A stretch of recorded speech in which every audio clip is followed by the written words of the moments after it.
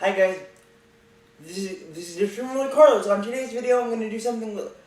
On today's video, I'm gonna do something a little bit different. As you know, guys, I love Disney Plus. But I also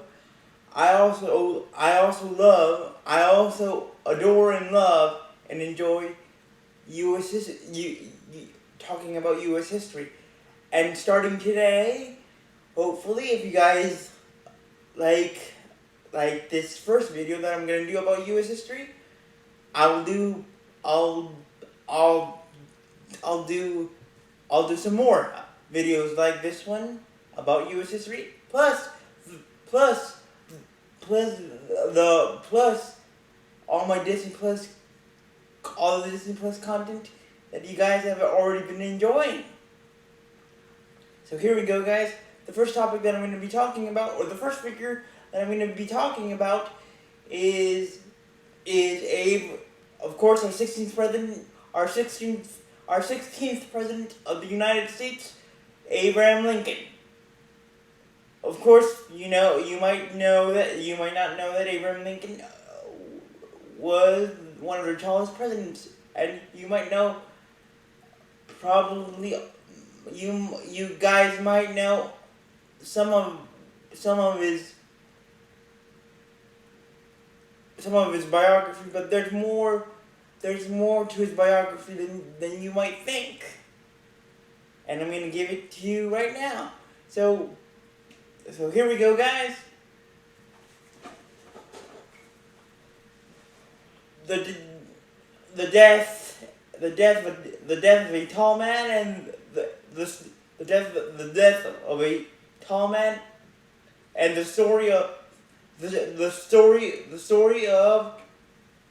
life story of Abraham Lincoln.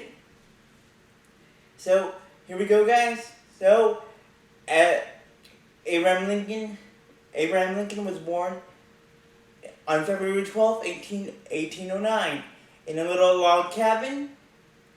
In 1809, on February 12th, 1809.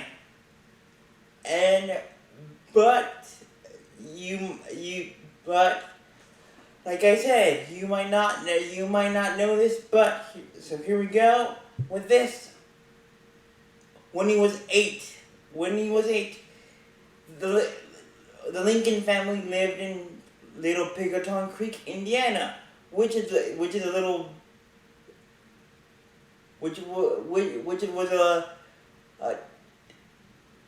a town near the border of Kentucky, near the border of the state of Kentucky. And when he was eight, tragedy struck Abraham Lincoln. When he was 8 years old, tragedy struck Abraham Lincoln because his mom, Nancy Lincoln, died of milk sickness. Now, the most common illness to die from in the 1800s was typhoid fever. But it was not uncommon to hear people die from other diseases besides typhoid fever. Like, in this case, for Nancy Lincoln, Abraham Lincoln's mom, milk sickness. But this tragedy was a double blow for young Abraham Lincoln. This was a double blow because, besides the death of his mother, Abraham Lincoln had his maternal grandparents died of the same thing. In fact, many of my historian veteran friends that have written books about Abraham Lincoln and that have studied a little bit longer than I have about Abraham Lincoln's life have told or have written in their books that that while taking care of uh, Abraham Lincoln's maternal grandparents that were sick with the milk sickness, Nancy Lincoln, uh, Abraham Lincoln's mom, contracted milk sickness from the by taking care of them. So it was a contagious. It was contagious. So, as you can imagine, being an 8-year-old Abraham Lincoln, to have not only your mother die from milk sickness, but to have your maternal grandparents, die of the same thing, that your mom had been taking care of them, had been taking care of them to cure them from the same disease that eventually took all three of them together in death to die. But you might think, well, Carlos, if Mrs. Lincoln, Nancy Lincoln, died, and also his maternal grandparents had died of the same thing, wouldn't Abraham Lincoln's father be a comforting and caring father? Well, guys, that wasn't the case. That wasn't the case because Thomas Lincoln, Mr. Lincoln, also known Thomas Lincoln, Abraham Lincoln's father, wasn't a loving, caring father, according to many books, and according to Abraham Lincoln, or according to many of Abraham Lincoln's friends, that Abraham Lincoln told his friends that he didn't have a good relationship with his father, and here's why. It's well documented in many books and many documentaries about Abraham Lincoln that I have seen myself, that Thomas Lincoln was a very tough used tough love on not only Lincoln, but on his older sister Sarah Lincoln. So basically, Thomas Lincoln did not believe that being educated, like going to school and being smart and reading books, wouldn't get you anywhere. So he thought because the Lincolns owned a farmland. So he thought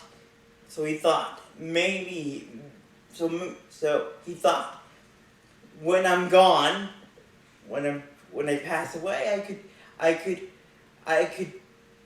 could tell my young son Abraham, when he's old enough to take care of the family farm with his older sister Sarah. But of course, that's not what Abraham Lincoln didn't. That's what Abraham Lincoln did not want to do. He wanted to leave obviously his home and the farmland that his father had cultivated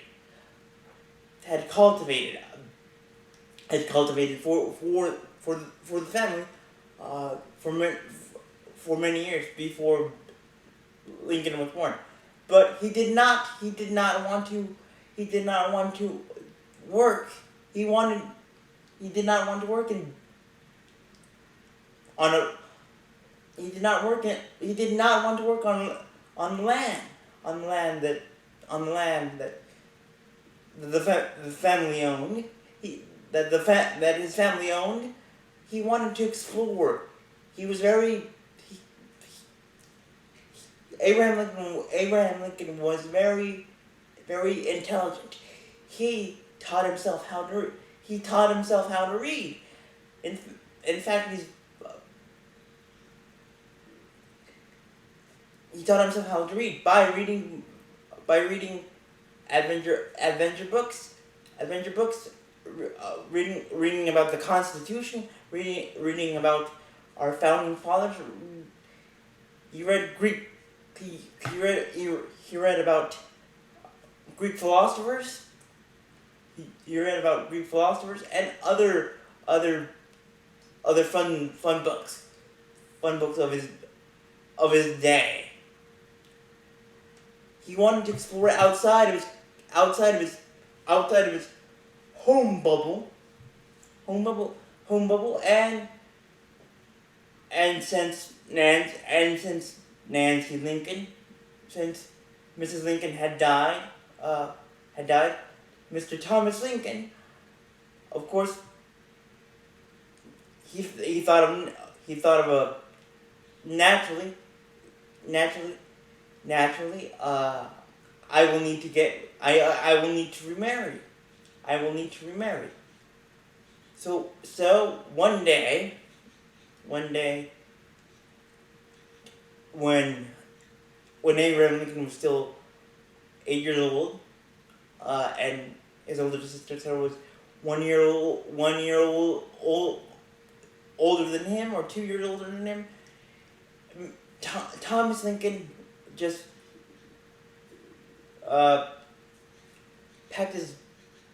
packed his bags, and he went off carriaging, and he left young Lincoln and his oldest daughter Sarah to fend for themselves. So young Lincoln and his older sister Sarah had to find food for themselves in the woods. If they were hungry by themselves. As you can imagine, that must have been a little bit dramatic to see your father leave without the both of you, and not knowing when he's going to come back with your new mother figure, and you don't know if your new mother figure or new mom or stepmom will be a good one or an evil stepmom like Cinderella's stepmom in the Disney classic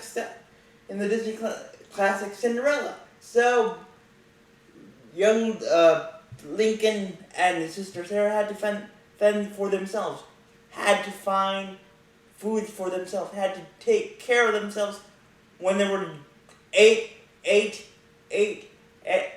and 9 years old, or 8 and 10 years old.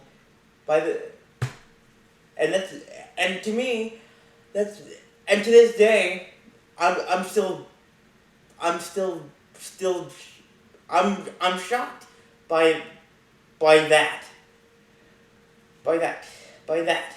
So after a while,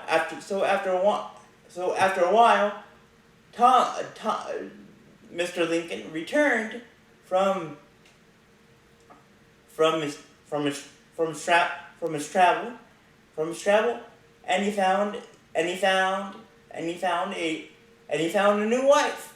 He got married, he got married, and he found a new wife. And this new wife's name was Sarah Bush Johnston. Sarah Bush Johnston. Who, like I said, you might think, who, like I said, you might think, Sarah Bush Johnson, Lincoln, Abraham Lincoln's new stepmom might be an evil stepmom, like you would see in the Disney classic Cinderella, but that wasn't the case. Sarah Bush Johnson, Lincoln's new stepmom, and his older sister Sarah's stepmom as well, was the opposite. She wasn't evil. She wasn't mean. She was the total opposite of. She was the total opposite of. She was the total opposite. She was the total opposite. She was the total opposite of Thomas Lincoln. Yes, of Mr. Lincoln. She was caring. She was caring and loving. And she had 3 children of her own. So as you can imagine, 7 people living in one tiny cabin, one small cabin. That's a lot of people in a small space. But Sarah Bush Johnson would later in life would later retell or would later recall that she loved Abraham Lincoln more than her own children. So they had a special bond. And plus, like I said, Abraham Lincoln loved to read books. He loved to explore. In this case, explore by reading books. So Sarah Bush Johnson brought books herself to read by herself, or maybe her new stepchildren, meaning Abraham Lincoln, or his older sister Sarah. But thankfully, Sarah Bush Johnson was not alone in the reading department. Sarah Bush Johnson encouraged young Abraham Lincoln to read, go outside and explore, and she saw potential in her young new stepson, and she saw not only a great and intelligent potential, but she saw the potential of Abraham Lincoln, of her young new stepson Abraham, that he could do something bigger, something big that could change the world, that could change the course of history, which he did, which he eventually did, which I'm gonna get to in a bit here. So when finally after a while, Sarah Bush Johnson and Lincoln connected in such a wonderful way that they built this great bond with each other, and it was great,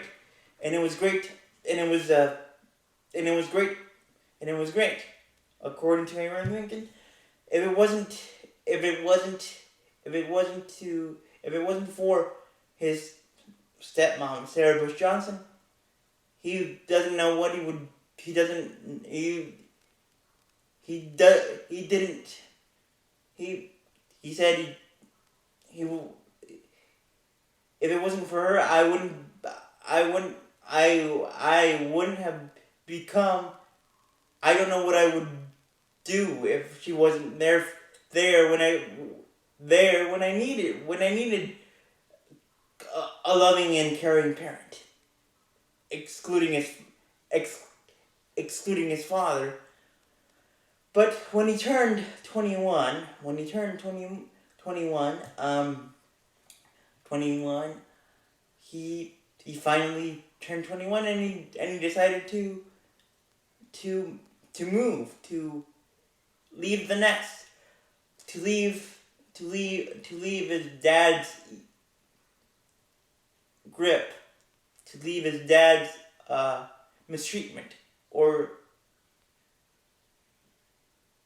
rough abuse. Pushed. What I mean that basically Thomas Lincoln pushed around his son Abraham Lincoln, young son Abraham. So when he turned 21, Abraham Lincoln moved out. But here's the thing. When Lincoln was eight or nine, I'm gonna go with 8. So going with 8. If you were a son or a daughter, and if you volunteered to work for a neighbor, and you would help, and you would volunteer to help them take care of their piece of land or a neighboring farm, you would have to give your parent, me in this case, your parent, the money that you won with your hard work, blood and sweat, with your sweat and tears, to your father, to your proprietor, to your father. So that was a law in Indiana. So until you were 21. So basically, all throughout his teenage years, Abraham Lincoln had to give his father his money that he had worked very hard to get from volunteering to help out his neighbors with their farms, to his father until he was 21. Until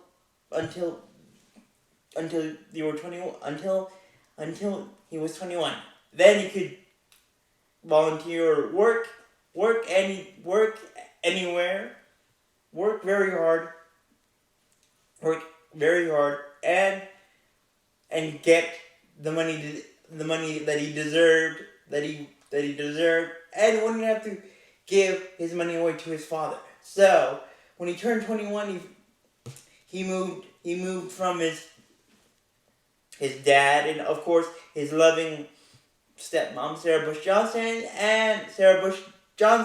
and his loving and dear sister Sarah. He moved to New Salem, Illinois. Now, New Salem, Illinois was a boom town. Was a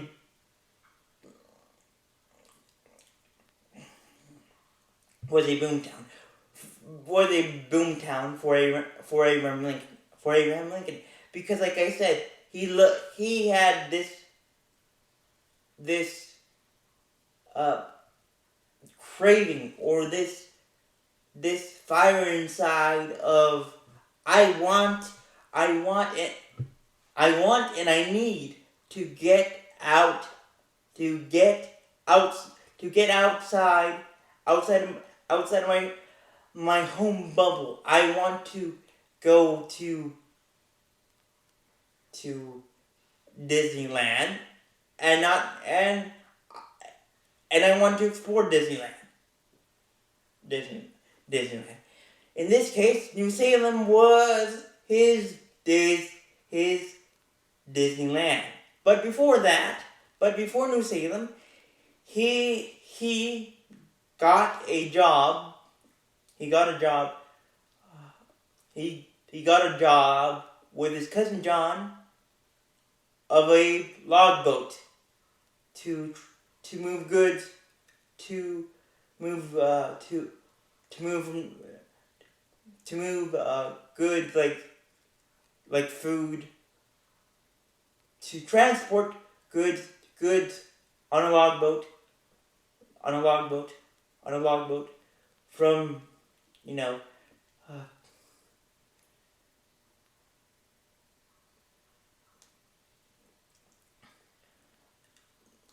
from Indiana to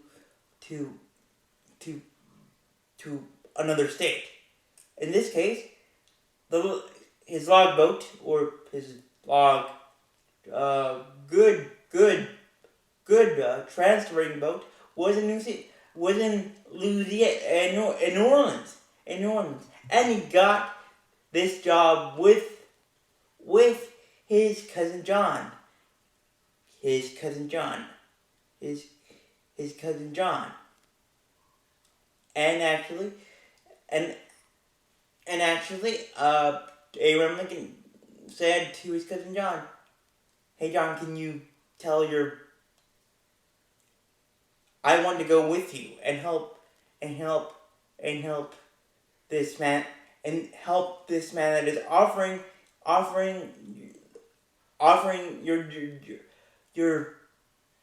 the job." And eventually, Abraham Lincoln convinced the man that offered the job to his cousin, the same job that he offered to his cousin.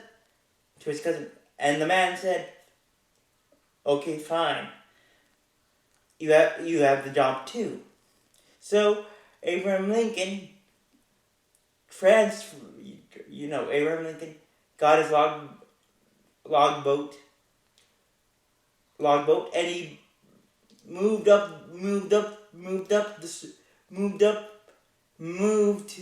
so he traveled to New Orleans. Now, like I said, just like New Salem, New Orleans was the outside of the bubble, outside of his home bubble that Abraham Lincoln craved and needed, and he loved it.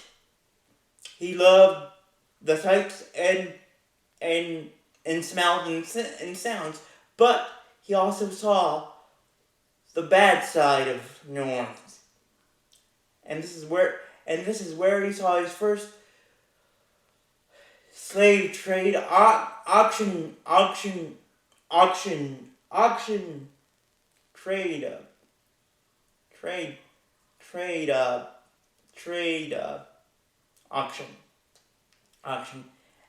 and this is where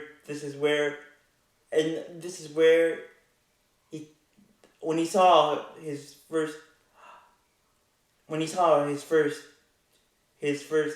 slave trade auction post, he immediately got empathetic of the African American slave that he saw being sold off to a plantation owner, and he thought that was immorally wrong, and that was not right. Then after a while, Then after a while, in New Orleans, he moved from New Orleans to New Salem. Now in New Salem, like I said, he saw, just like he saw New Orleans. Abraham Lincoln saw New Salem as another boom town, another great place outside of his home bubble, home bubble that he left in Little Pigoton Creek, Indiana. And in New Salem, he was the post. He was a blacksmith. He was a blacksmith. He was a rail splinter, I believe. I believe that he was a rail splinter, and we call him that, and we call Abraham Lincoln now the rail splinter. And in New Salem, besides being a blacksmith and other stuff, he was the postmaster. He worked at a grocery store. He worked at a convenience store in New Salem, and he loved it. And he loved it. And he was great at it. But one of his most important jobs in New Salem, and this one is critical. This one is a critical job that would get him outside of his new and fun bubble. He was the postmaster in New Salem. He did not only get news from New Salem, but he got news outside of New Salem, like national news. That piqued his interest. That piqued his interest. That yes, I love my new bubble, which is New Salem, Illinois. But I have read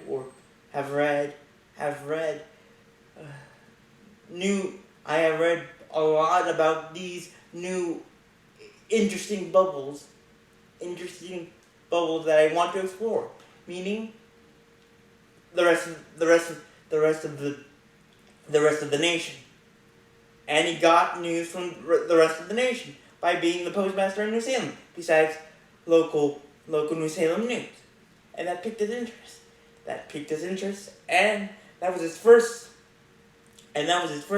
glimpse of, wow, there's not only local politics that I want to get in myself in here in New Salem, but I want to explore politics nationwide, like get on the national stage, hopefully later in life. So being the postmaster of New Salem really helped him, and besides being the postmaster, in New Salem he studied law, which eventually would become his career,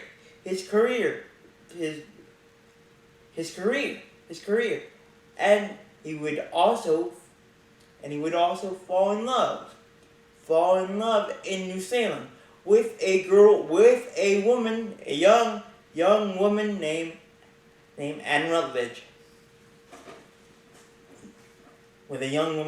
Anne Rutledge.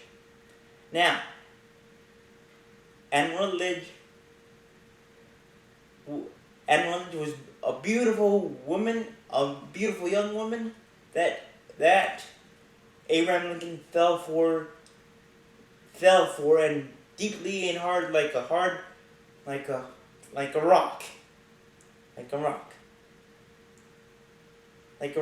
But the only problem with Aunt Rutledge is that she was engaged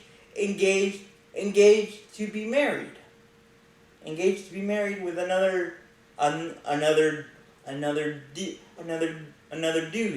another guy, and many of my historical historian veteran friends that have read that have written about Abraham Lincoln and have seen documentaries about Abraham Lincoln, with me included, we have this internal debate with each other, or we have this debate.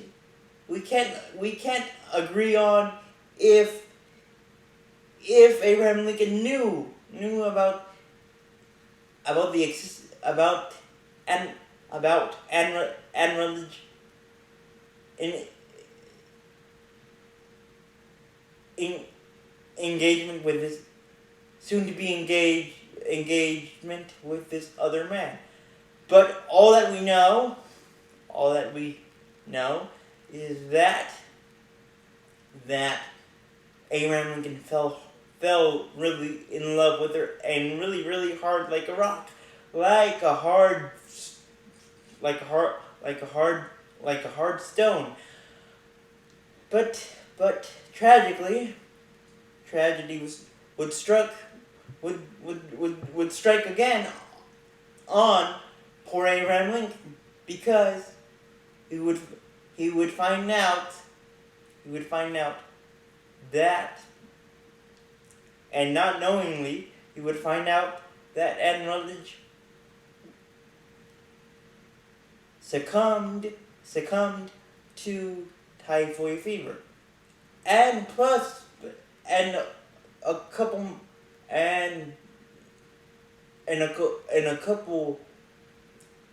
a few years before he encountered Anne Rutledge, Lincoln found out or heard the news that his older sister and beloved sister Sarah had died while giving birth to his niece. But so with the death of his older sister Sarah, Abraham Lincoln, just like he did with the death of his mother, and his maternal grandparents, he had to fight once again with depression, or melancholy, which he would have to fight for the rest, which he would have to fight for with melancholy for the rest of his life. So with the death of his sister Sarah, he would fight melancholy. So compounding the death of his beloved sister Sarah, older sister Sarah, Lincoln, and now that he found out that his girlfriend, or the woman that he loved, had died from typhoid fever, that drove Lincoln, put Lincoln in a black hole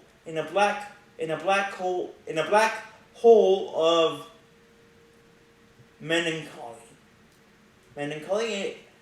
and many of Abraham Lincoln's friends in New Salem were worried about his not only physical state, but mental state as well. After the death of Anne Rutledge, many of Lincoln's friends in New Salem, New Salem, New Salem had to hide sharp objects from him so because his friends were just worried about his mental state, and they were thinking that he was that Lincoln himself was suicidal. So many of Lincoln's friends had hide sharp objects, and they were concerned. They were concerned for him. So again, after a while in New Salem, he decided to move. He decided to get a fresh start and breathe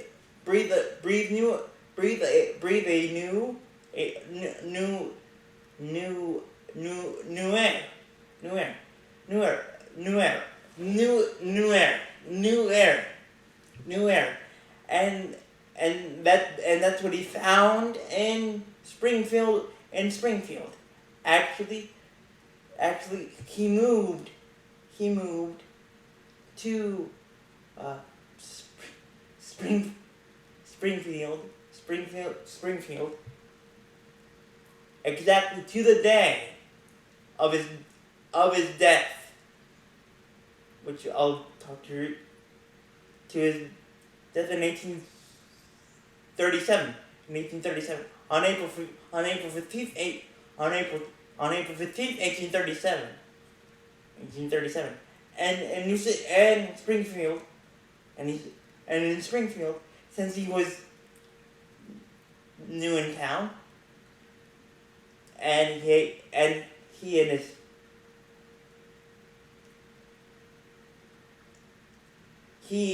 Abraham Lincoln and his law partner and friend William Stewart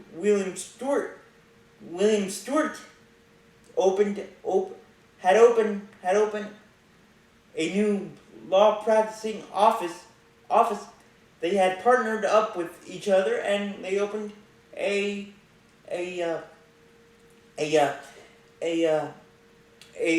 law practicing office.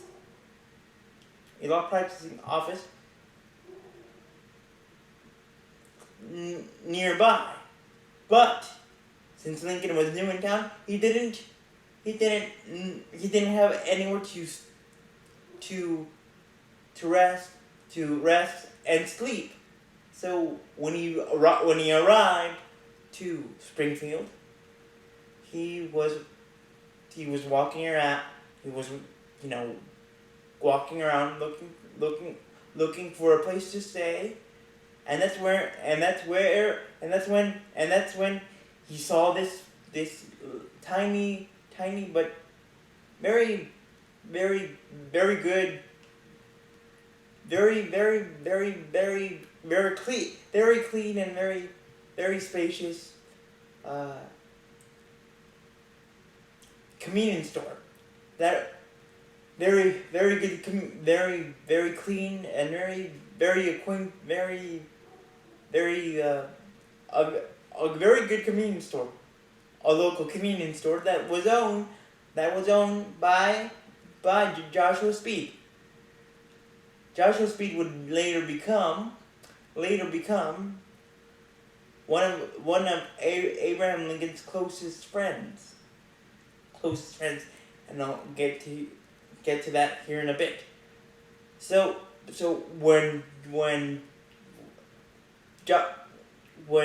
Abraham Lincoln got to this convenience store, he introduced himself to Joshua Speed. Now, Joshua Speed would later say to his acquaintances that when he saw Abraham Lincoln, he would later tell his acquaintances Lincoln is one of the most depressed, most melancholic man that I've ever encountered or have seen. And as they met, of course, as they met each other, Abraham Lincoln introduced himself and said to Joshua Speed, Mr. Joshua Speed, nice to meet you. I'm Abraham Lincoln. Me and my law partner just opened a new law practicing office a couple blocks away from your convenience store. And may I ask, Mr. Speed, if you have a room that I can rent for a few weeks,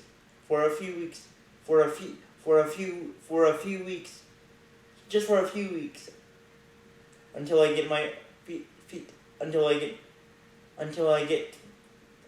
the feet underneath me, until I get my feet underneath. And of course, Joshua Speed said, of course, Mr. Lincoln, I have a room that you could rent and rest for a couple weeks. A couple weeks until you get your feet underneath you. And that's when, and of course, he said yes. So Lincoln had a room to stay, and sleep and rest. But Joshua Speed did not only just give Abraham Lincoln a room upstairs above his convenience store. Joshua Speed introduced Abraham Lincoln to his friends. And one of Joshua Speed's friends that he introduced Abraham Lincoln to was Stephen Douglas, who was a prominent local politician. And this is where Lincoln and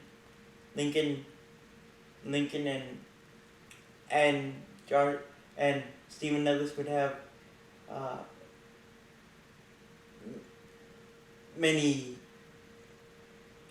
have in Joshua Speed's convenience store. This is where Stephen Douglas and Abraham Lincoln would have their first interaction, and they would have their first many of their first arguments against each other. That they would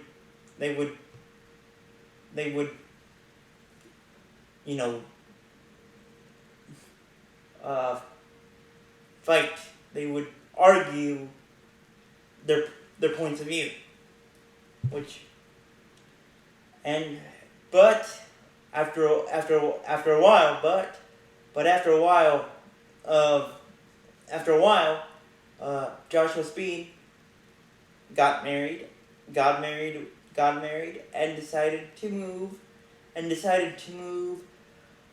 from Springfield and leave and close his convenience store, and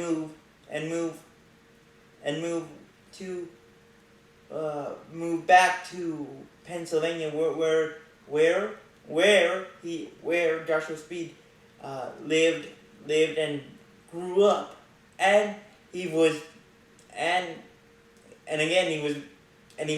newlywed, so he had very, very different priorities. And of course, this with Joshua Speed leaving Springfield, leaving Springfield, and his convenience store and his good friend Lincoln, and his good friend Lincoln. Lincoln again fell into a deep melancholic state. And he would just be broken down. And Joshua Speed would leave Springfield in 1841. Then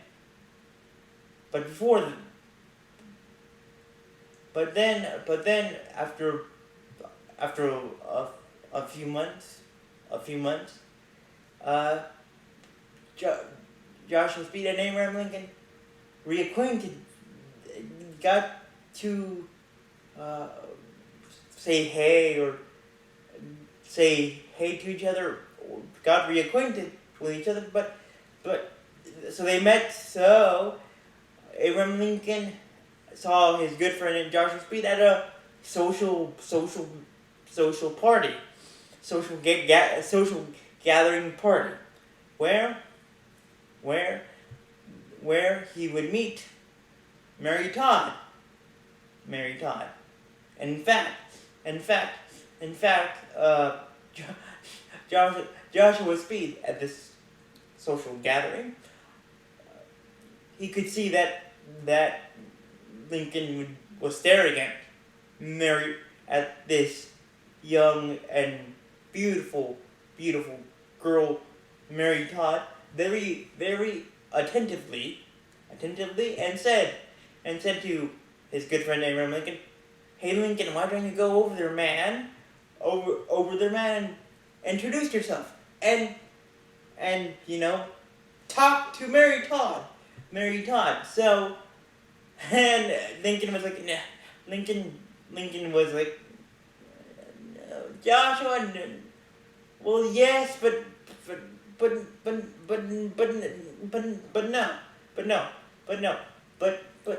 no. I don't think I could talk to this girl, and Joshua Speed finally convinced his good friend Abraham Lincoln to approach Mary Todd. And Mary Todd, and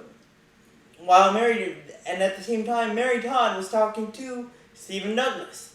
Actually, Stephen Douglas was talking to Mary Todd when Lincoln approached her, and Lincoln said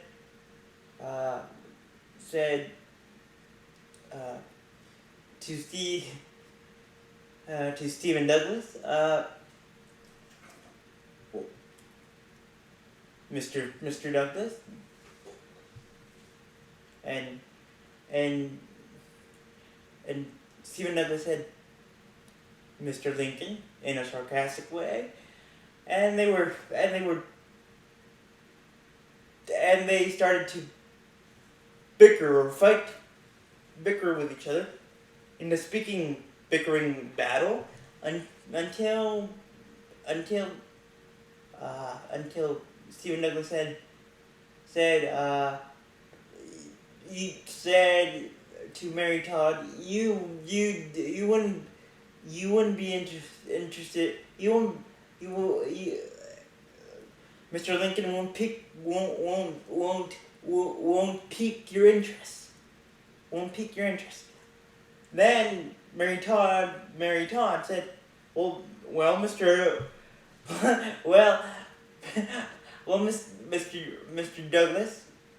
Mr. Douglas, I'll be the judge of that. Then Stephen Douglas was left, just left Mary Todd hanging,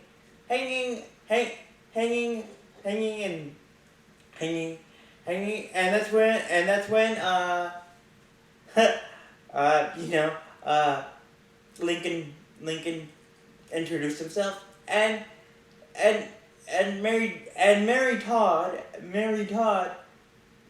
Lincoln would find Mary Todd very interesting and of course very beautiful, but he would find that she was not only beautiful and not only very interesting and very intelligent, just just like just like himself. But Lincoln found out that they had stuff in common, and and and and Mary Todd found that out too about Lincoln, that she and him had stuff in common. But just like just like just like just like Sarah Bush Johnson Sarah Bush Johnston saw in young Lincoln's young Abraham Lincoln's ambition, saw a great ambition in Lincoln. Mary Todd and saw that awesome that twinkle of great ambition in Lincoln's in Lincoln's body language, in Lincoln's figure, in Lincoln's. She saw that same ambition that Lincoln's stepmom saw in him when he was eight years old, or even 7 years old. So then Mary Todd, who was the daughter of a who was a daughter who was the daughter who was a daughter of a well respected member of the community. So Mary Todd and so Lincoln and Mary Todd started dating. Then eventually Lincoln would ask Mary Todd to marry him. But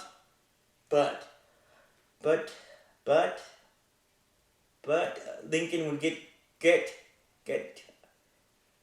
he would dip his feet in cold water and get cold feet. Now the most interesting part about Lincoln is that, again, people saw this great other people in his life, just like his stepmom, his stepmom Sarah Bush Johnson, and his good friend Joshua Speed and Mary Todd and his other friends saw great ambition in him.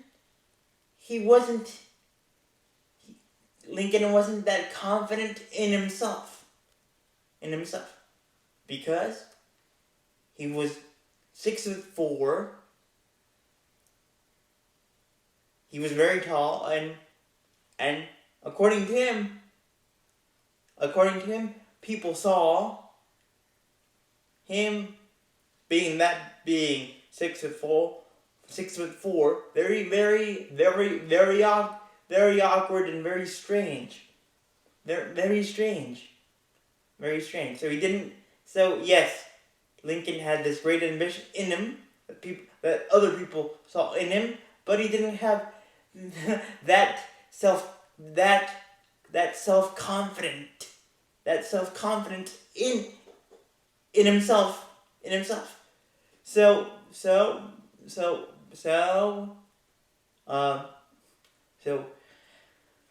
Abraham Lincoln got cold feet and broke off his engagement. his engagement with Mary Todd until Lincoln's friends from a few friends from Springfield and his surrounding areas got Lincoln and Mary Todd to get reacquainted again with each other again, and that's when they got married. That's when they got married. So the second time was the charm, and eventually Lincoln moved his brand new family, his new wife and himself to a big new house, and they lived pretty good in his new house, and this is where, but tragedy would strike the Lincolns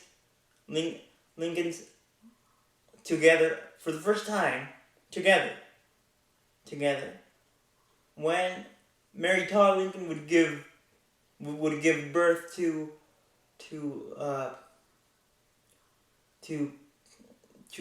when Mary Lincoln would give birth to their first child, Edward would die.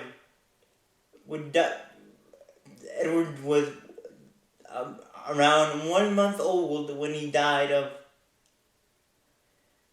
typhoid fever.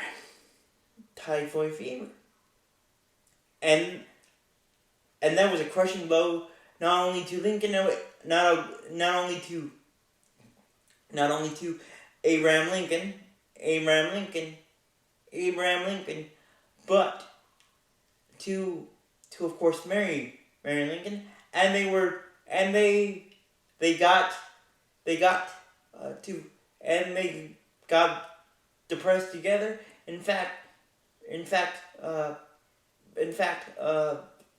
Mary Todd wouldn't eat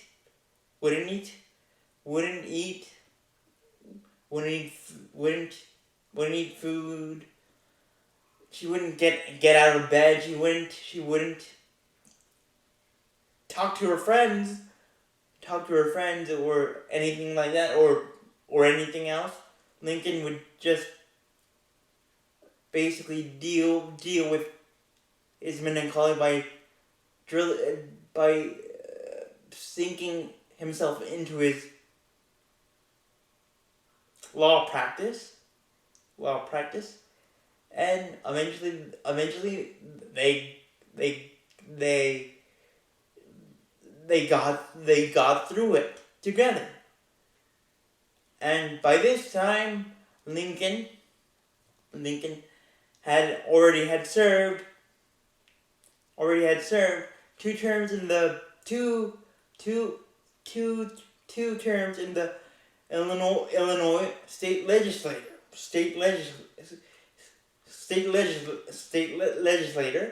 and many of his colleagues were persuading him, or were trying to convince him, you should run for president. You should run for national office. National office. So he did. He won that. He was a part of the Senate, I believe. He was a two-term senator. You can check me on that, but I'm pretty sure. And after his 2 terms as senator, he got into a political. He kind of found himself in a political downward spiral until until 1850. Now, in 1850, the one thing that triggered that triggered Abraham Lincoln to get out to try and run for national office again and get out of his political suplex. Yes, I used the WWE term. A political suplex was the Kansas and Nebraska Act, which again, the Kansas and Nebraska Act was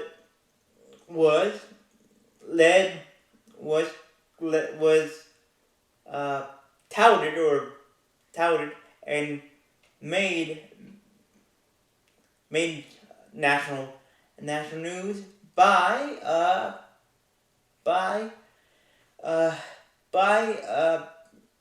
Lincoln's old and good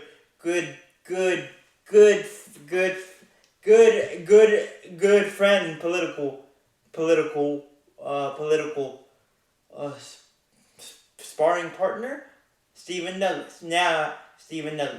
Senator Stephen Douglas, who was running for president, who was trying to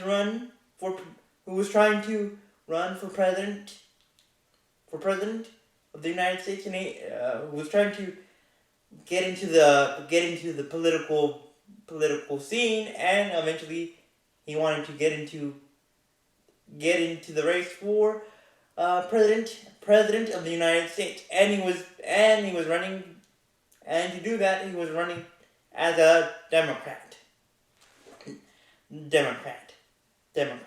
Now, Lincoln was at this time a member of the Whig Party, which was the Whig Party. The Whig Party members wanted to build roads and other stuff. Wanted to build infrastructure and other stuff. Wanted to help their communities and nationally too. While the Democrats were like, yes, we want to help our local our constituents, but not that much, because infrastructure, yes, it's helpful for our community, but it costs too much. We can only build so much. We can only build. So Lincoln was running as a Whig at this time when Stephen Douglas entered the conversation that he could be the Democratic frontrunner to go against the other party's nominee. But eventually, the Whig Party would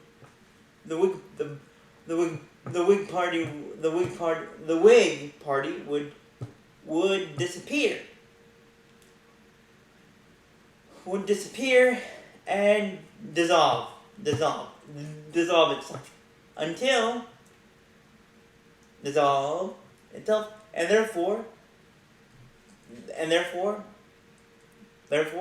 a new political party was made, the Republican Party, and the people and the people that supported the Republican Party saw saw a great opportunity to build build build stepping blocks, or built a new argument, built a new slogan, built a new argument that something that new something new can be good for the nation, and something as old as the Democratic Party is bad, because the Democrats don't have new ideas, don't want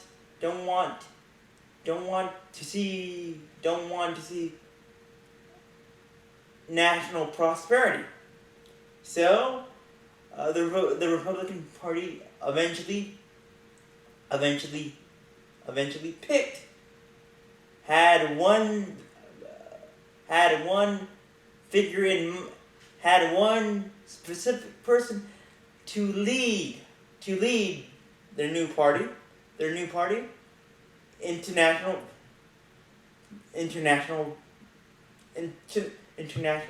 headlines, and they were hoping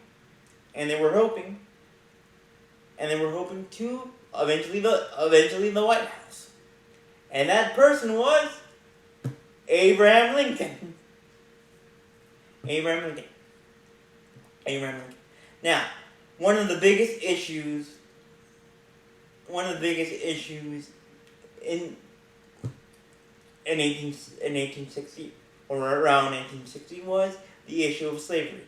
Just like I previously said. Just like I previously said, when Lincoln arrived to New Orleans and saw his first slave auction post, he saw that slavery was morally wrong and inhuman. So that was one thing.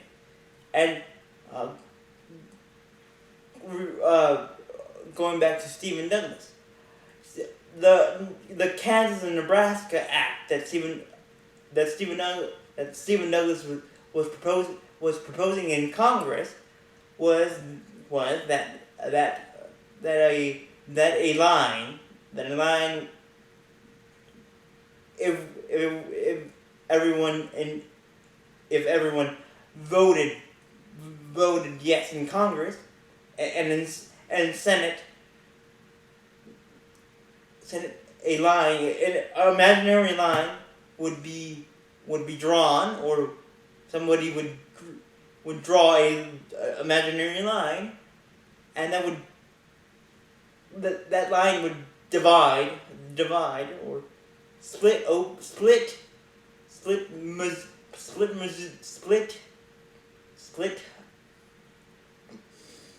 Missouri and other states with other states that were separated by this line called the 38th parallel. 38th parallel, or 38th parallel, and the issue was that the Nebraska and Kansas Act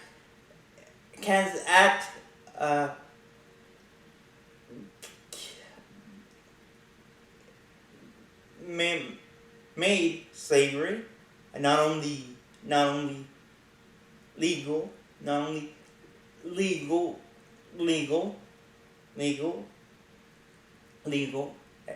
and other legal, but it expanded, but it made slavery grow, like the evil root, that it was becoming, and Lincoln and many of his colleagues in his new political, in in this new political party, the Republican Party, were like, no, slavery's wrong. We must kill slavery by the root, before it by its root by its root, before it grows. And with Senator Stephen Douglas' Kansas and Nebraska Act, slavery will not disappear. It will grow and grow and grow. And this group of people that oppose slavery were called abolitionists. And of course, Lincoln agreed with them, but he knew that he could only agree with them a little bit. He knew that slavery was immorally wrong and inhumanly wrong, but he agreed with them a little bit at the time, until, and he said, Lincoln early on, he thought that slavery would die by itself, that slavery would suffocate itself and eventually die on its own. But one of Lincoln's critics, and who would later become one of his closest allies, was Frederick Douglass. Now Frederick Douglass was a former slave that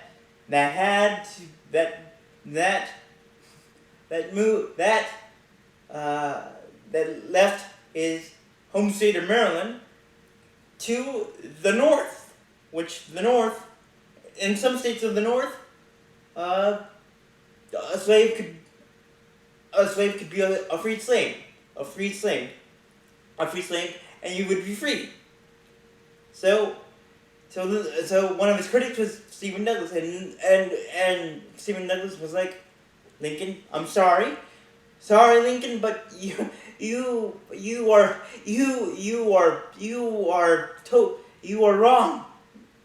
wrong. Slavery itself won't die on its own. We have to do something. We will have to do something. So eventually,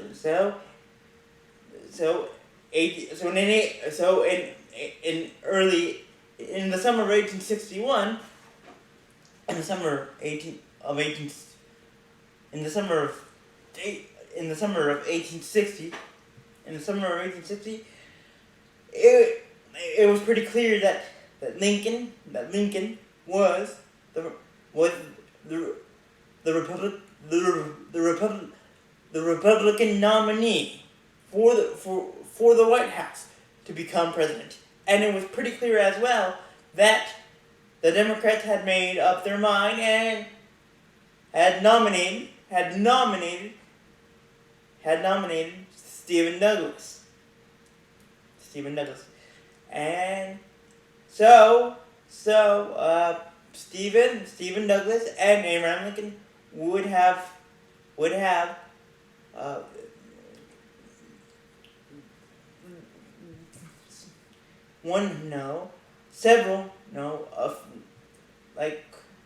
the first three debates in our nation's history. The first ever three or four first debates in our history. And one of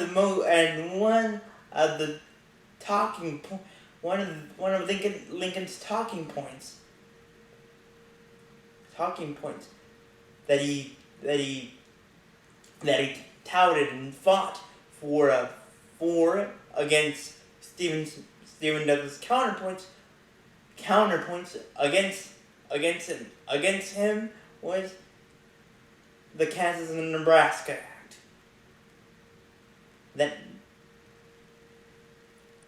the, the Kansas and Nebraska Act, and eventually Lincoln won over the voters, won over the national, won over the nation, but not all the nation was thrilled to have Lincoln as the nominee for president to become president of the United States. The South part, all the southern states,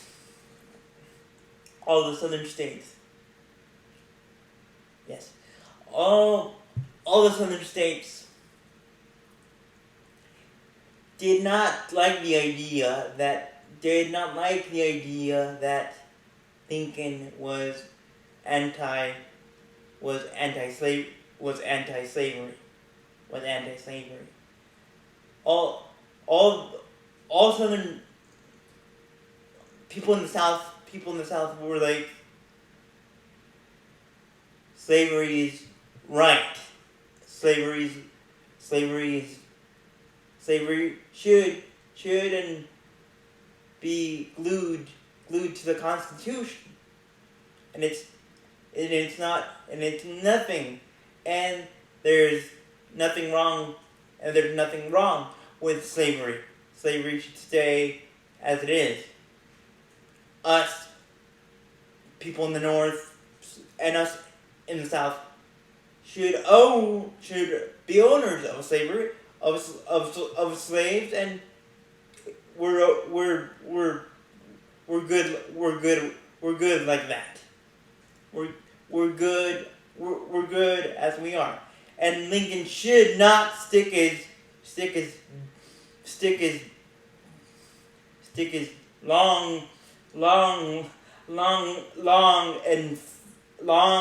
long legs in our business. He should stay out. But Lincoln eventually would win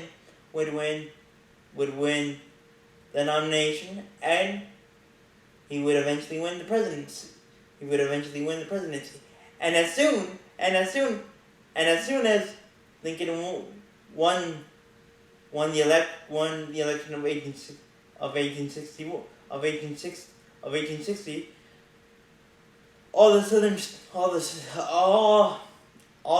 states would break away from the Union, from the United States, and therefore all the southern states would create their own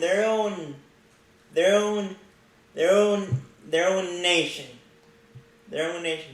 the Confederate States of America.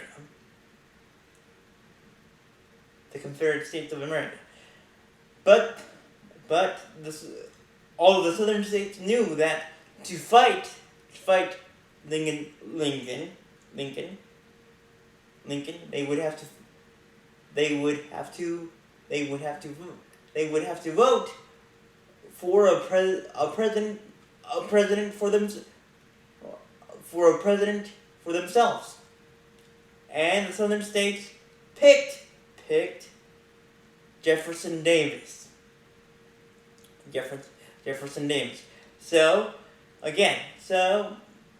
And Jefferson Davis. Then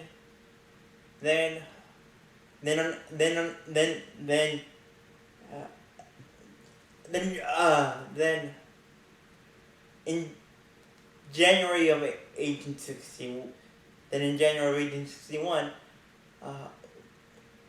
when Lincoln's inauguration was, there were reports that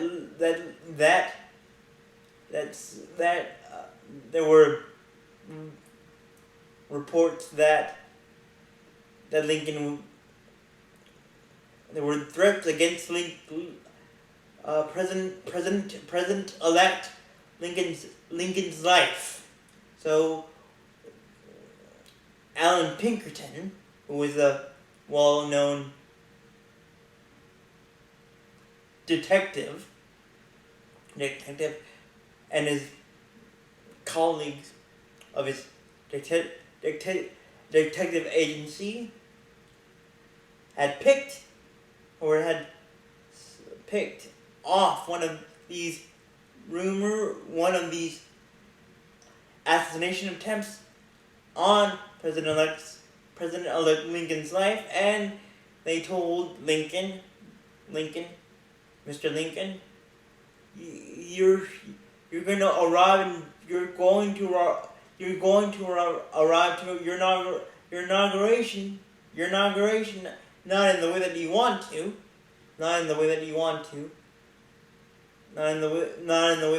because we have picked up, me and my team, Alan Pinkerton said to Lincoln, we have picked out an assassination attempt on your life. So you're not gonna walk into Washington like normal for your inauguration. You're going to we're going to put you on a train car in the middle of the night that will arrive before you that will arrive in Washington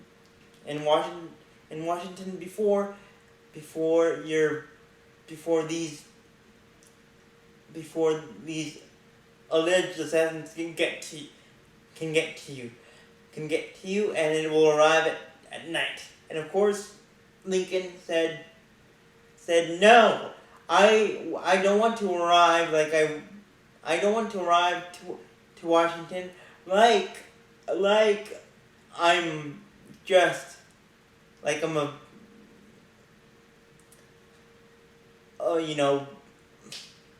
like I'm a ghost. I want to arrive in person, like normal. But eventually, Alan Pinkerton would come up with, him and his colleagues would come up with a plan for Lincoln to be disguised, to get on this train car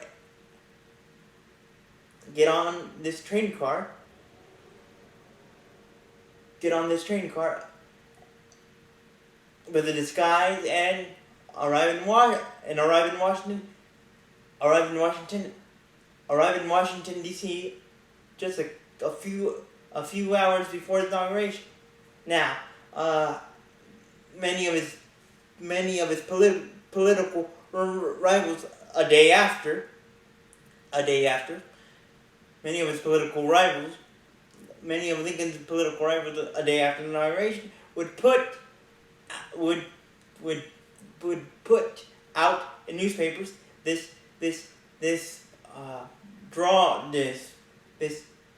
drawing or picture of Lincoln arriving to Washington at night in a sneaky way. So that gave Lincoln a bad taste, a bad look. That drove Abraham Lincoln crazy. That made Abraham Lincoln mad. That thanks to this great idea to protect me. I'm now the laughing stock of my opponents. So this was in January 1961. As soon as Abraham Lincoln was inaugurated inaugurated and given the powers and given and given and given the oath of the presidency, and he turned himself from Abraham Lincoln to now President Lincoln of the United States. The southern states of the Union with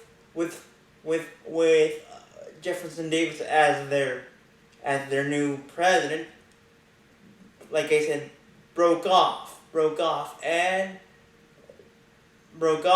from the Union, and then 4 months later, on April 12th, 1861, the first shots of the Civil War were shot at Fort Sumter in North Carolina. And to be frank with you guys, this made Lincoln doubt himself, and made Lincoln not only doubt himself but made him feel bad, and he would later on, later on, or to me, as I recall, he would later say that I blame myself for causing this war, or civil war between brothers and sisters, between brothers and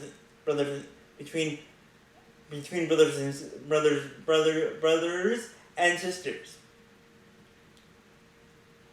And he would later on say he would later write to Joshua Speed, a very he would write to Joshua Speed 5 times during his presidency, and he would say in these letters, my dear friend Joshua Speed, how much I need you and miss you, and I need your friendly guidance, and I need your friend your friend, and I need your comfort. I need you to comfort me and tell me that everything will be okay. And one of these letters that he would write to Joshua Speed, he would say, he would imply that I'm a guilty man, I'm a guilty man, that I feel so guilty that I want a tree, a long and big tree, and I want a noose to hang myself, so I could end my life before I ruin this nation even more,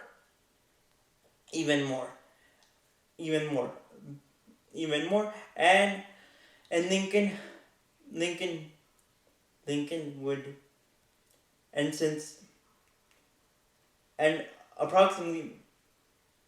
Lincoln would go, and again during the Civil War, Lincoln would hear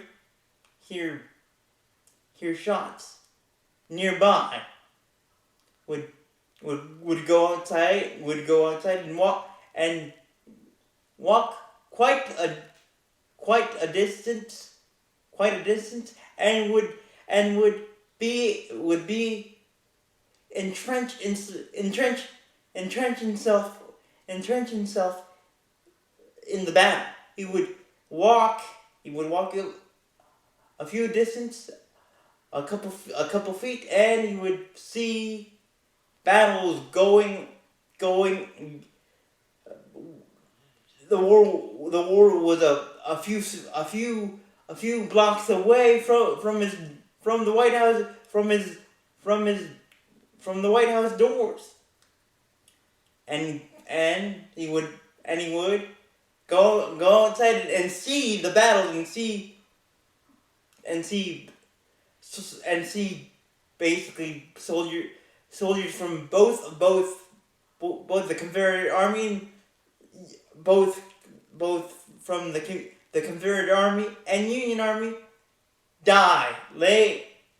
get shot and collapse and die right there and there in his presence. And this affected the war, and and the war would become one of his long and struggling battles with melancholy that he would have to face. But one of the most difficult battles with melancholy that he had to deal with, besides battling melancholy because of the Civil War, was the death of his second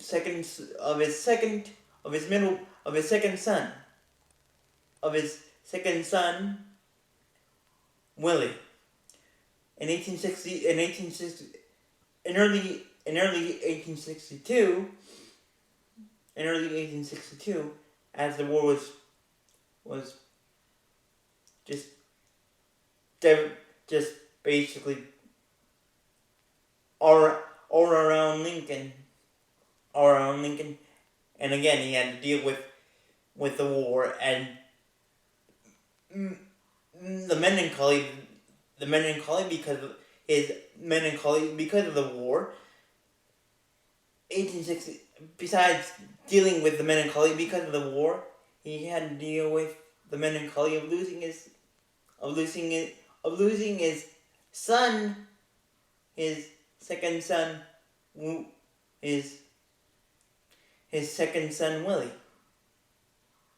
His second son Willie that would die of typhoid fever in early 1862.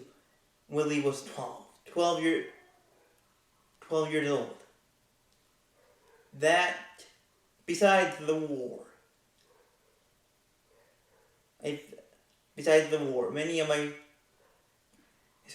U.S. historian veteran friends and me, myself included, believe and know that besides the war, driving Lincoln's melancholy even further, the death of Willie Lincoln drove Lincoln into a deeper hole than it already was, with the war going on,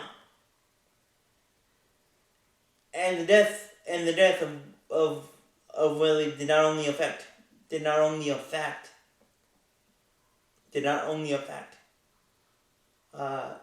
Lincoln,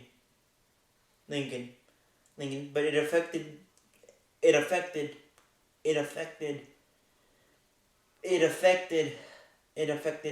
Mrs. Lincoln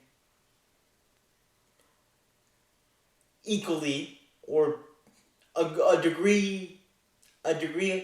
I want to say a degree higher than then Lincoln or equally a degree equally a degree to to Mary Todd Lincoln. So they were both devastated by the death of their son Willie. And again, Lincoln just he didn't know what to do. He didn't see a pathway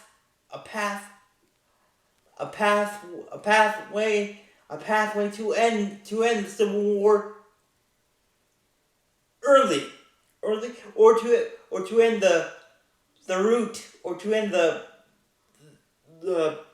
toxic, to end or to end the toxic root of slavery until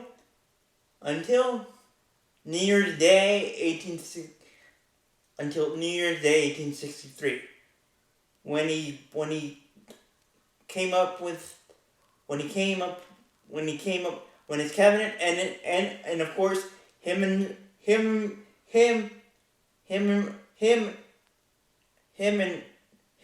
himself came up with the Emancipation Proclamation. Now, the Emancipation Proclamation stated that slavery was not only illegal, but it was completely expunged, abolished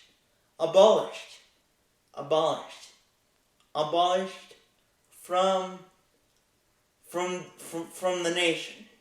And of course the Southerners were like, no. So Southerners were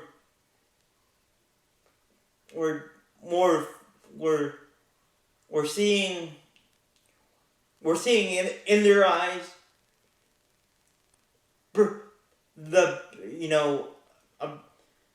a burned constitution, and they were seeing that Lincoln was not only becoming a president in their eyes, but with this Emancipation Proclamation was becoming more than a president, was becoming a tyrant, was becoming a tyrant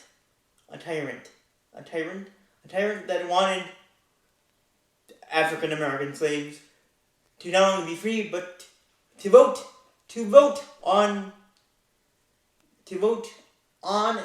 and for elections, on and for local elections and national elections.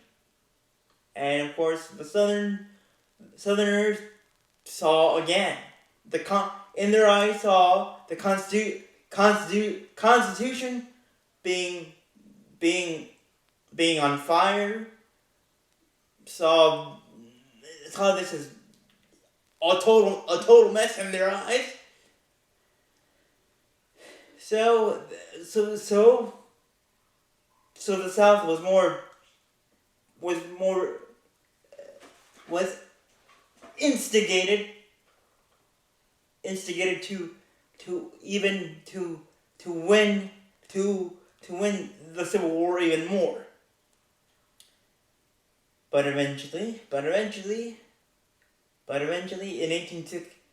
on April 9th, 1865, the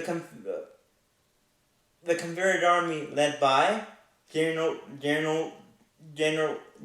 Lee, would surrender to General Ulysses S. Grant of the Union Army on April 9th, 1865 at Appomattox Courthouse in Virginia.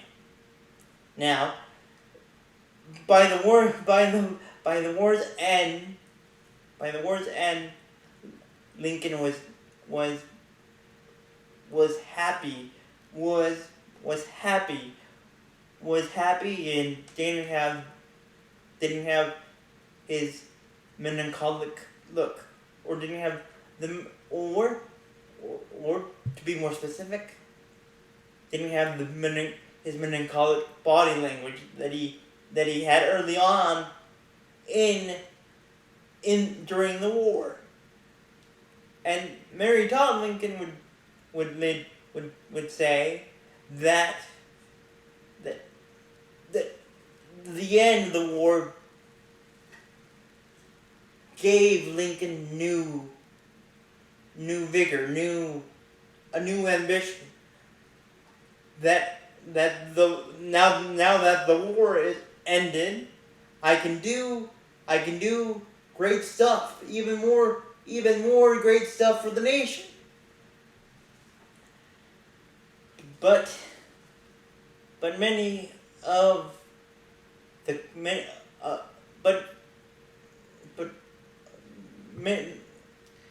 hidden beneath the surface of the happy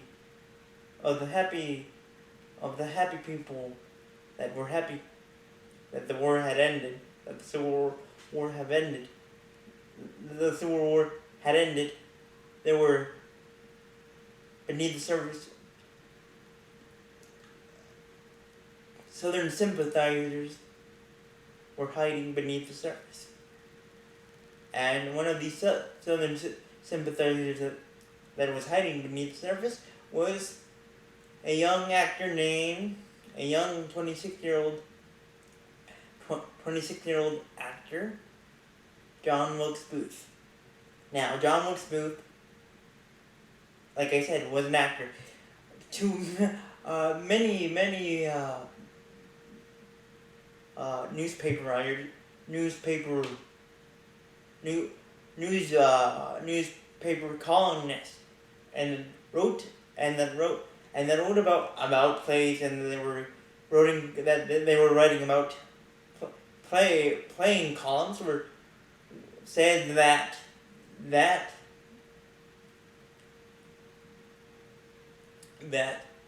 if John Wilkes Booth were alive today, he would be considered like a young Brad Pitt, or a young Edward Cullen from Twilight. But going back to John Wilkes Booth, John Wilkes Booth hated, or I should say, another better word than hate. He loathed Lincoln with a passion. In fact,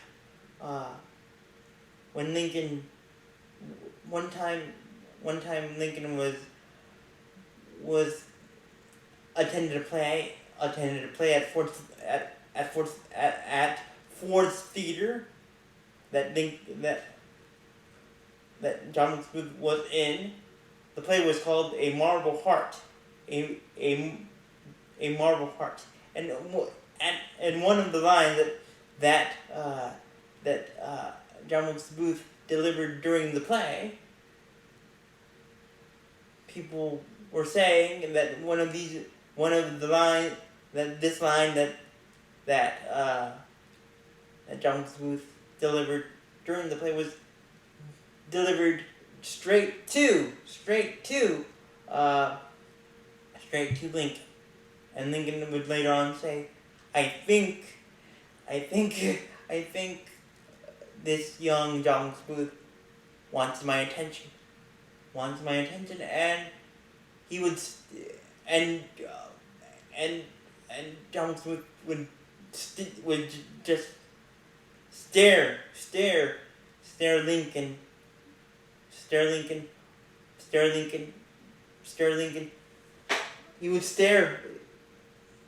He stared at Lincoln with his fiery eyes that many people that were in Ford's Theater during the Marble Heart said that with with with his eyes, John Booth burned a hole through Lincoln. So John Booth hated Lincoln with a passion, and just like many of his uh, uh, southern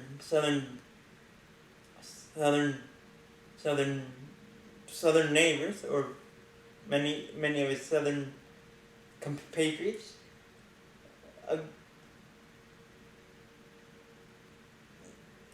hated Lincoln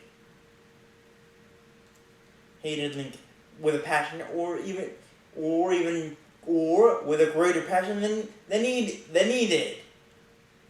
But nonetheless, John Wilkes Booth hated Lincoln, and just like his southern compatriots, thought that Lincoln was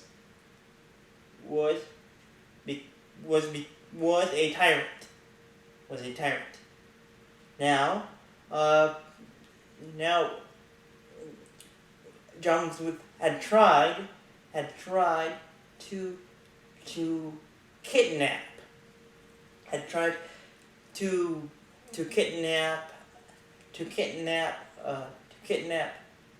Lincoln before, but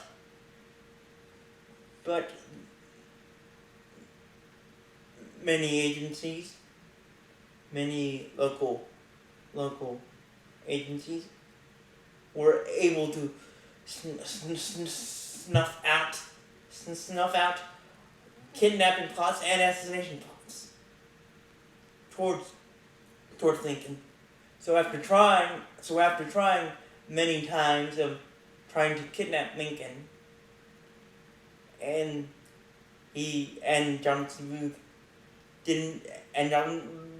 John Wilkes Booth didn't see a way to succeed with his kidnapping plots. His kidnapping plot turned into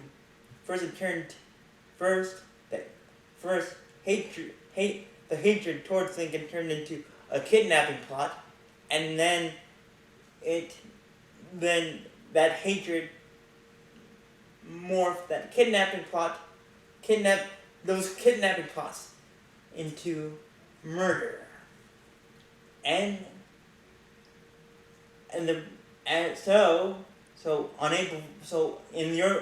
the early morning hours of Good Friday, April 14th, John Wilkes Booth was out and about, and was getting his mail. Now, since John Wilkes Booth was an actor, he didn't have a stable place to stay, or to call home. So he rented out rooms. He rented rooms, and one of these rooms was near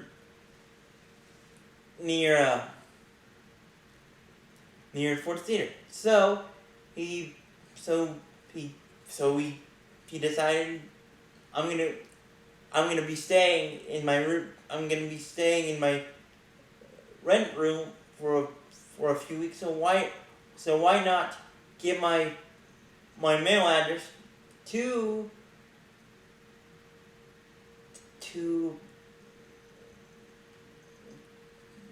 Ford's Theater. So when I get my email, my mail,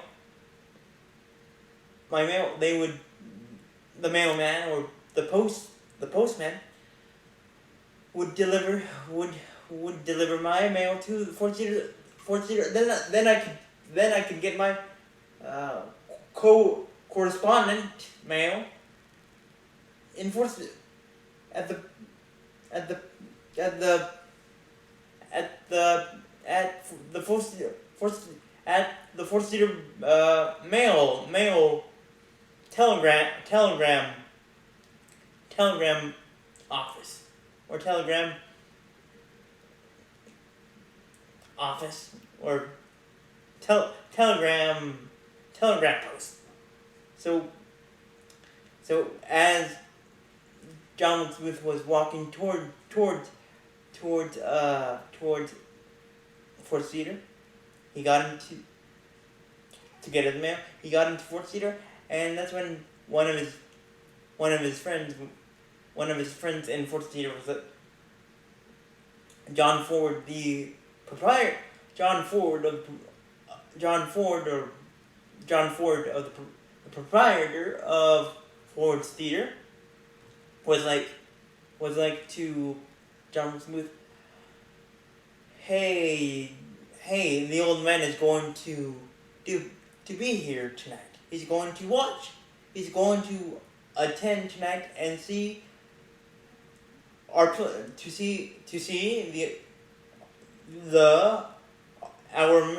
our American cousin.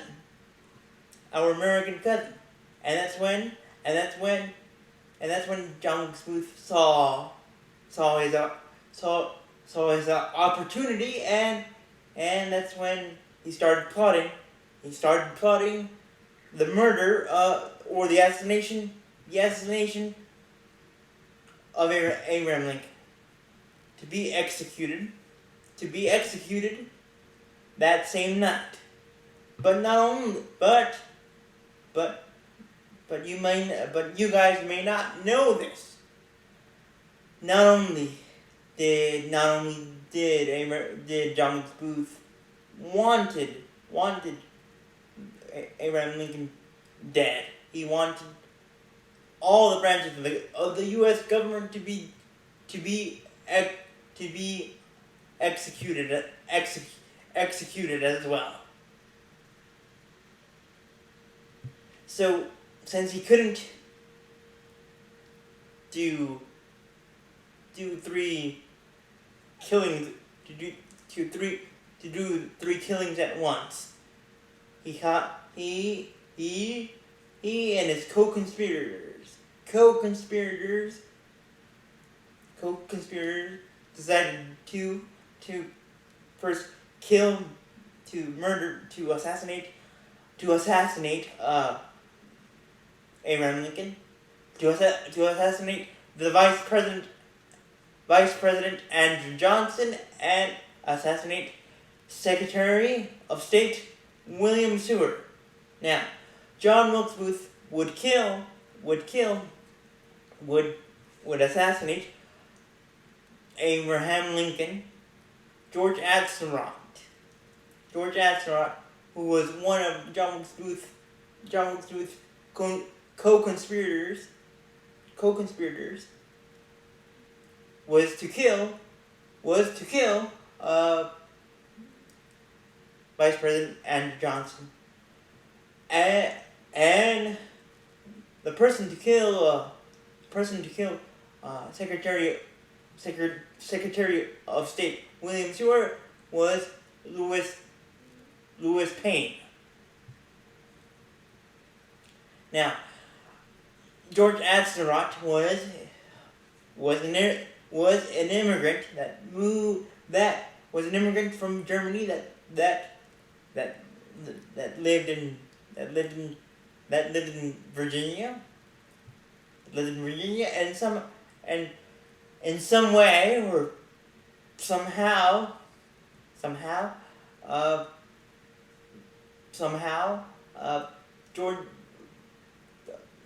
John Wilkes Booth persuaded and convinced George Atzerodt to join his assassination plot. and Lewis Payne was the same thing. But George Astaroth and Lewis Payne were loyal to the Confederate army as well, just like Booth was.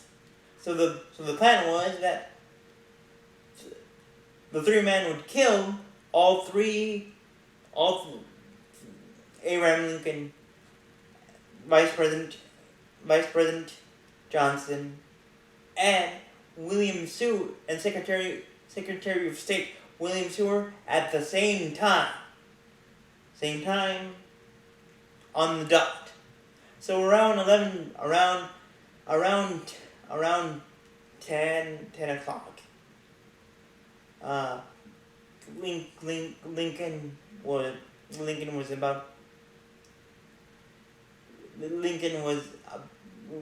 was heading out the door, and he was trying to convince a few of his friends that were at the White House celebrating with him the end and culmination of the the war. But his friends that were at the White House with him, celebrating with him, and Mary Todd Lincoln said, "No, thank you, Mr. President. We're busy, or we have we have things to take care of. So Lincoln and Mary Todd were about to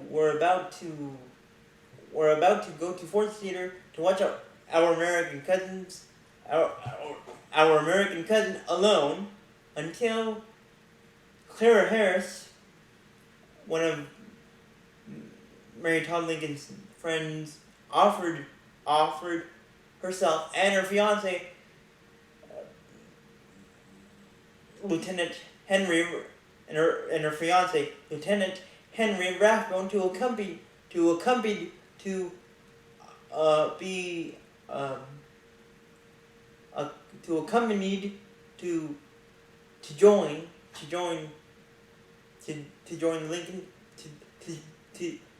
the Lincolns to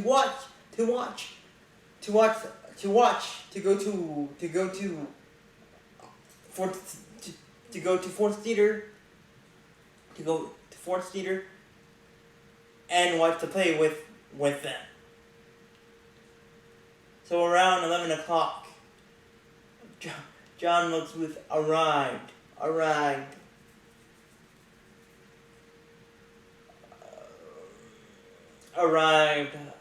at Ford's Theater. No, around 10 o'clock at night. That night, and on horseback, and he parked his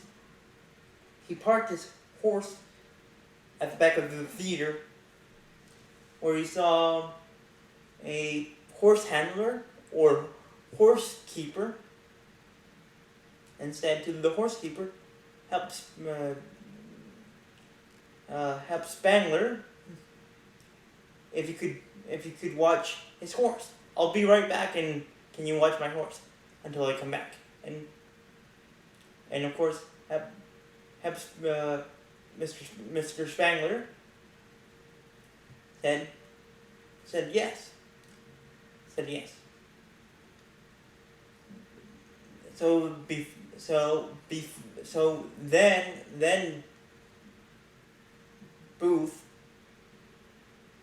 went to a bar that was to the bar next door to Ford's Theater, and he drank a shot of scotch, and he said to one of the to one of the to one of the customers at the bar that it's going to be a great show tonight. There's going to be a grand finale. It's going to be a good night tonight. And the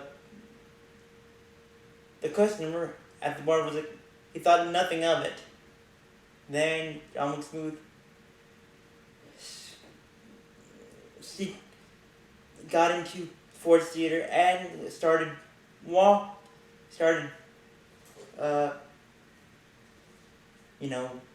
shimmying or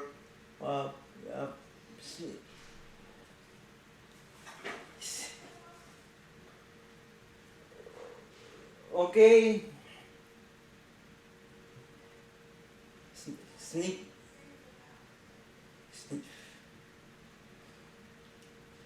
he started to sneak his way through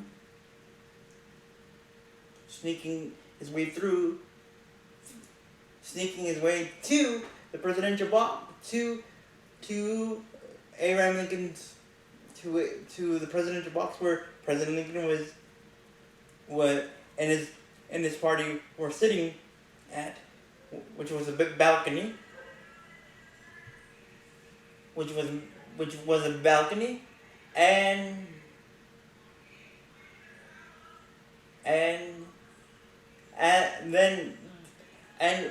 he didn't, and as he was sneaking his way to the presidential box, many of John McSmooth's friends that were waiting for our American cousin to start were saying hi and hey to John McSmooth. They thought when he didn't respond to them, they thought that was a little bit out of character, but again, they thought nothing of it. So John McSmooth was sneaking his way through to the presidential box until then when he got to the presidential box door, he handed a card to this day we don't know what the card said to. The card says that the card said to the president's valet, but the valet said okay, you're good, I'll let you through. Then John McSmooth opened the door that led to the presidential box, and he grabbed a piece of wood, grabbed a big long diagonal piece of wood, and he barricaded himself.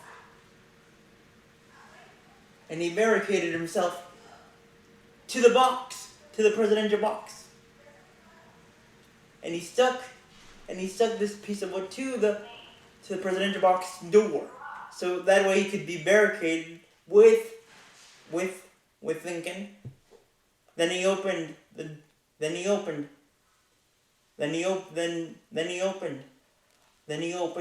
door that led to the box itself, and he walked, and of course Lincoln was in his rocking, and of course Abraham Lincoln was in his rocking chair, watching the play and laughing, and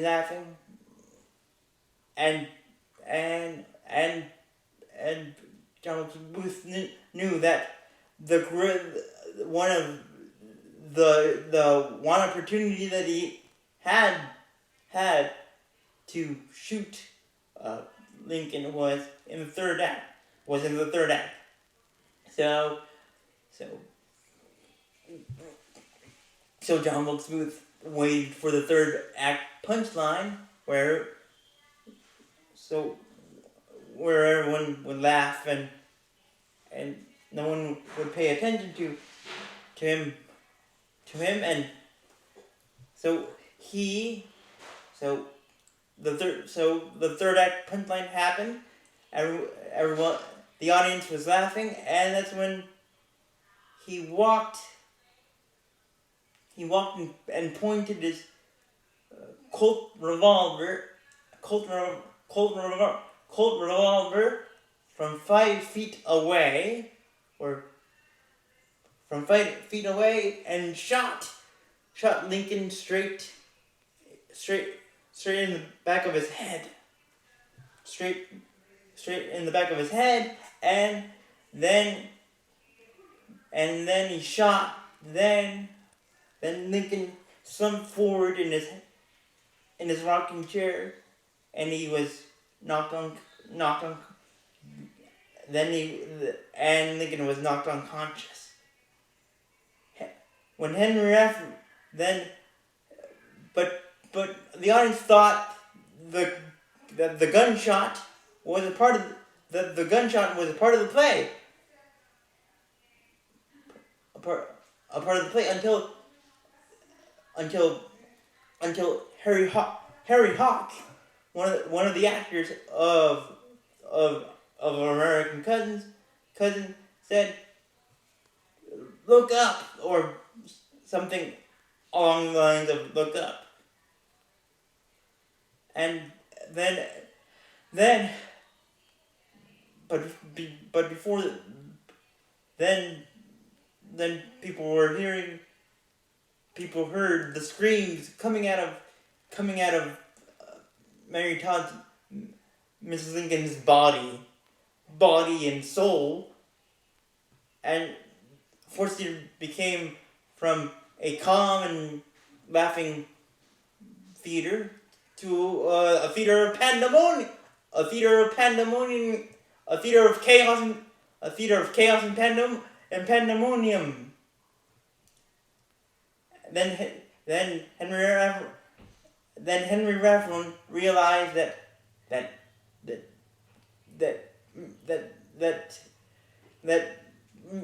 the president was slumped in his chair, and he had heard that the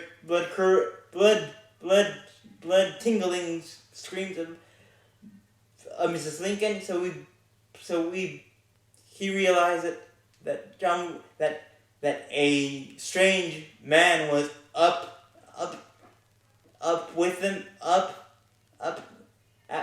in the presidential box with him and the president and his fiancée Clara Harris, and he got up and he tried to stop John Booth from getting away, but then John Booth had a knife in his had a Bowie knife, or had a Bowie knife in his pocket, and he slashed Henry Rathbone's arm, Major Henry Rathbone's left arm, to the bone. And of course, Major Henry Rathbone fell to the ground, wounded. But as Henry Rathbone tried to grab John Wilkes Booth, and tried to stop John Wilkes Booth from getting away. John Wilkes Booth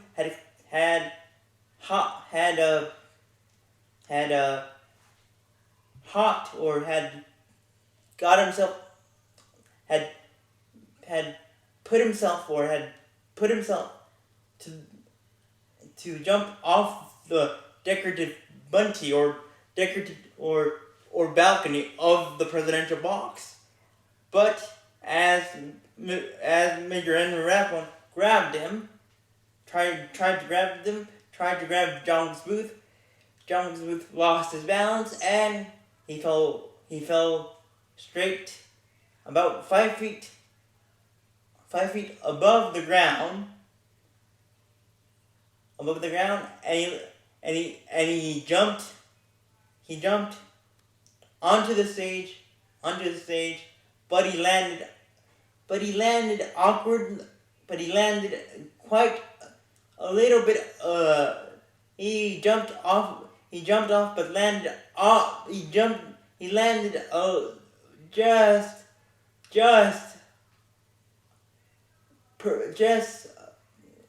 exactly awkward, and because he landed awkwardly, he broke a bone in his left tibia, in his left leg. He broke his left tibia bone. So John Smith composed himself and said, "Sic semper tyrannis," which is the old Virginian battle cry, and which means in Latin, translated in English, always the tyrant, always the tyrant, always the tyrant. And he knew that the only way that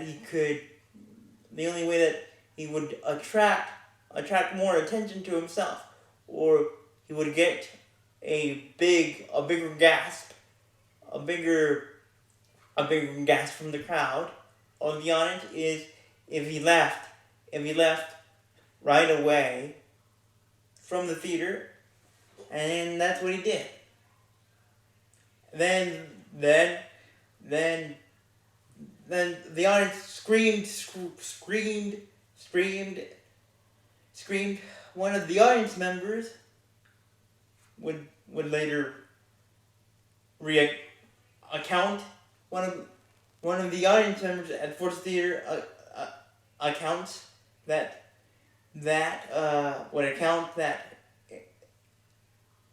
it's this theater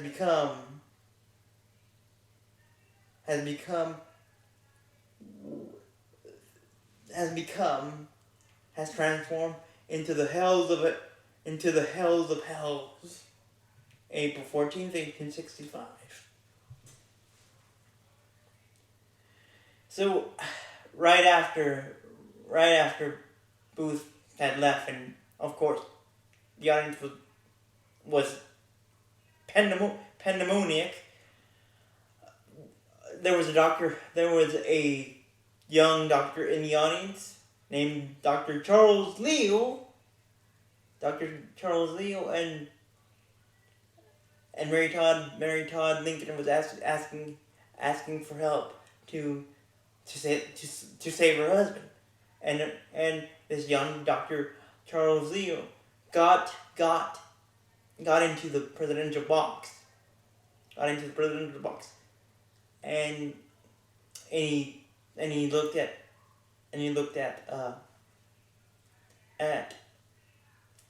President Lincoln's face, and Dr. Charles Leo knew that Lincoln was morally that Lincoln's gunshot wound was just deadly. That Lincoln would pass away. But he knew that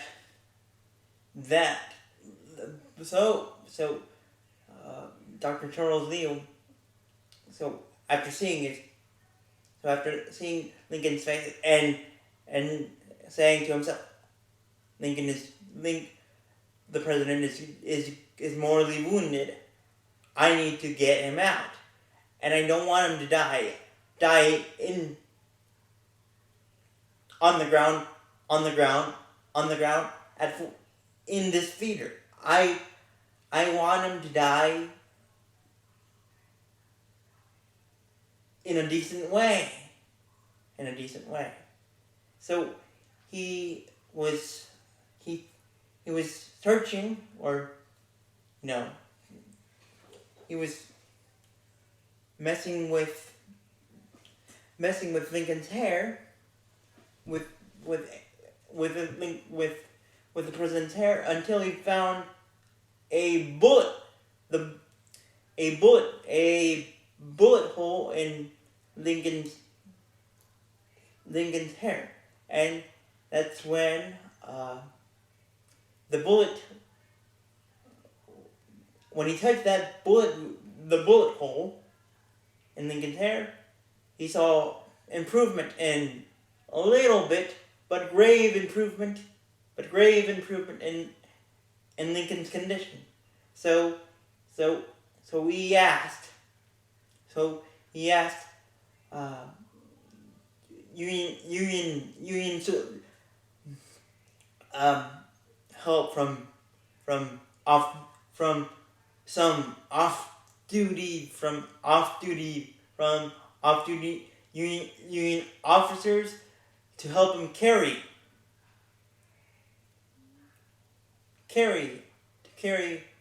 the president's body outside of Fourth Theater.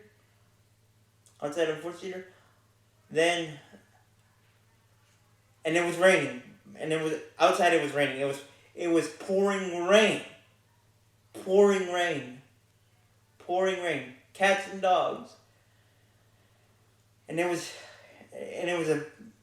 until a young man who worked at a boarding house, which is like a hotel, who was working at the Peterson House, which was this boarding house that was close. That was about 2 blocks away from Fourth Theater. He said, bring him here. Bring him here. So Dr. Charles Neal and the 2 or 3 Union Army officers, or Union soldiers, carried President Lincoln's lifeless President Lincoln's in and out of conscious body upstairs to a bedroom.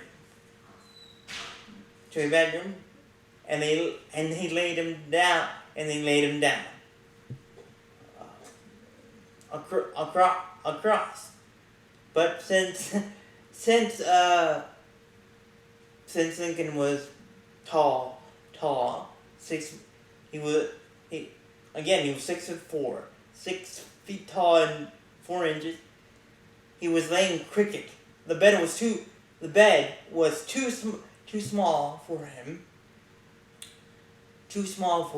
And then at 7:22 a.m. on April 15th, 1865, Abraham Lincoln would become our first president to die from assassination, and this led, and for the next 12 days, including that same Friday, Good Friday, April 14th, the nation was angry, and there was a manhunt going getting started, and for the next 12 days, including that same night, including later that night, later on that night, on April 14th, the biggest manhunt, not only in world history, not only in U.S. history, but world history would take place. Then on April 26th, John Wilkes Booth would be corralled in a tobacco farm by Union soldiers, and he would be shot through a small hole that was in a small hole space that was in the woodwork of this small tobacco farm by one of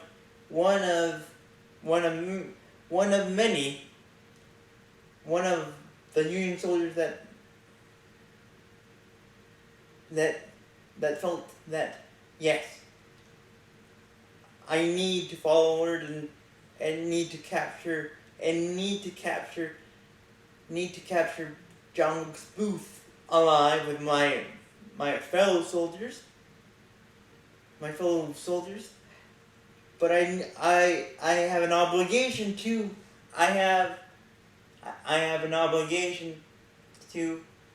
and God has told me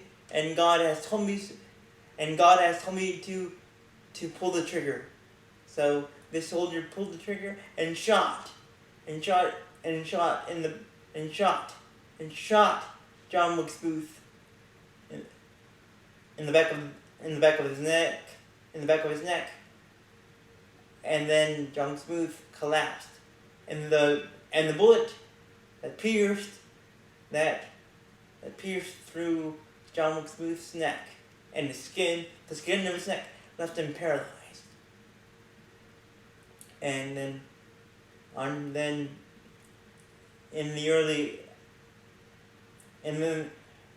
hours of April 26, 1865, John Wilkes Booth, the first American assassin in U.S. history, would die.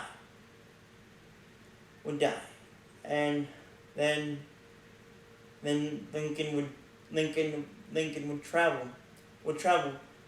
Then Lincoln's body would travel by train with the body of his beloved son Willie by his side, back home from Washington back to his home in Springfield, Illinois, where he would be buried. Then 11 years later, some wannabe grave robbers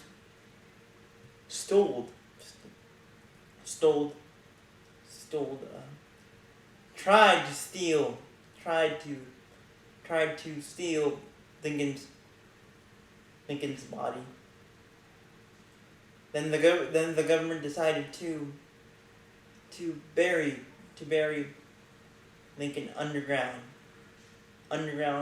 so his body and his soul could rest in peace without anyone disturbing him. Now guys, here's my opinion about if Lincoln were alive today, guys. If my good friend Abraham Lincoln was alive today, I think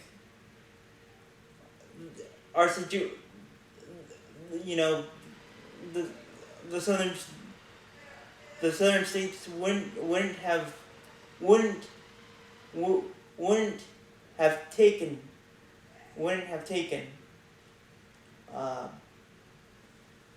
such a long time of rebuilding themselves as they did when he was assassinated. And I believe that, and I also believe that Abraham Lincoln would be sympathetic, would be sympathetic towards the southern states, and less harsh on the southern states, which includes here in Texas after the war. And one other thing, and I think his legacy would be, and I think Abraham Lincoln's legacy would have been, if he was still alive today, would have been a great confidence builder for himself, but he would see the great progress that we as a nation have made, but he would also see the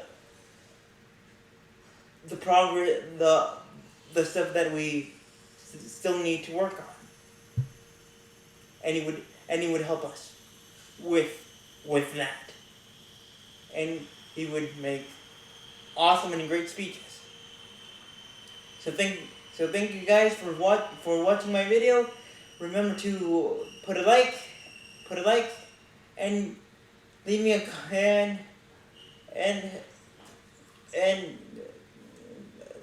and you can leave me a comment and let me know if you had Lincoln in front of you, Abraham Lincoln in front of you. What would you say to him? What would you say to honest Abe? Thank you, and bye. Thank you guys, bye.